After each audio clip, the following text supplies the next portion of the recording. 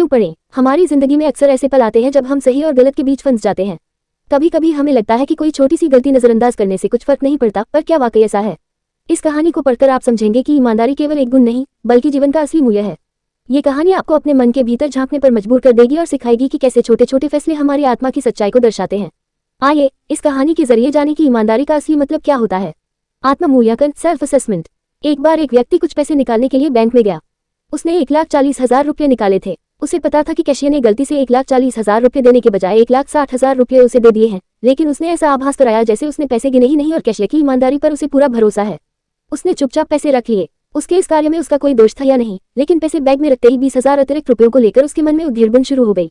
एक बार उसके मन में आया कि फालतू पैसे वापस लौटा दे, लेकिन दूसरे ही पल उसने सोचा कि जब मैं गलती से किसी को अधिक पेमेंट कर देता हूँ तो मुझे कौन लौटाने आता है। लेकिन इंसान के अंदर सिर्फ दिमाग ही नहीं होता, दिल और अंतरात्मा भी होती है। रह रह कर उसके अंदर से आवाज आ रही थी कि तुम किसी की गलती से फायदा उठाने से नहीं चूकते और ऊपर से बेईमान न होने का ढोंग भी करते हो। क्या यही ईमानदारी है? उसकी बेचैनी बढ़ती जा रही थी। अचानक ही उसने बैग में से 20,000 रुपये निकाले और जेब में डालकर बैंक की ओर चल दिया। रुपये पाकर कैशियर ने चैन की सांस ली। उसने कस्टमर को अपनी जेब से 1,000 रुपये का एक नोट निकालकर उसे देते हुए कहा, भाई साहब, आपका बहुत बहुत आभार। आज मेरी तरफ से बच्चों के लिए मिठाई ले जाना, प्लीज मना मत करना। भाई, आभारी तो मैं हूँ आपका, और आज मिठाई भी मैं ही आप सबको खिलाऊंगा, कस्टमर ने बोला। कैशियर ने पूछा, भाई आप किस बात का आभार प्रकट कर रहे हो और किस खुशी में मिठाई खिला रहे हो? कस्टमर ने जवाब दिया, आभार इस बात का कि 20,000 के चक्कर ने मुझे आत्म मूल्यांकन का अवसर प्रदान किया।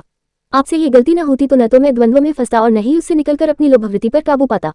ये बहुत मुश्किल काम था। घंटों के द्वंद्व के बाद ही मैं जीत पाया। इस दुर्लभ अवसर के लिए आपका आभार। शिक्षा। मित्रों, कहाँ तो वो लोग हैं जो अपनी ईमानदारी का पुरस्कार और प्रशंसा पाने का अवसर नहीं चूकते, और कहाँ वो जो औरों को पुरस्कृत करते हैं।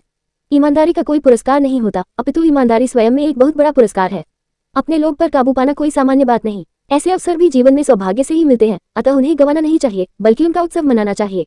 ईमानदारी का सबसे बड़ा इनाम वो सुकून है जो खुद से जीतने के बाद मिलता है। आपको बस ये करना है। 1. अपने जीवन में उन पलों को पहचाने जब आपने गलत रास्ते को चुना था और उनसे सीखें। 2. जब भी कोई कठिनाई सामने आए, उसे आत्म मूल्यांकन का एक अवसर माने।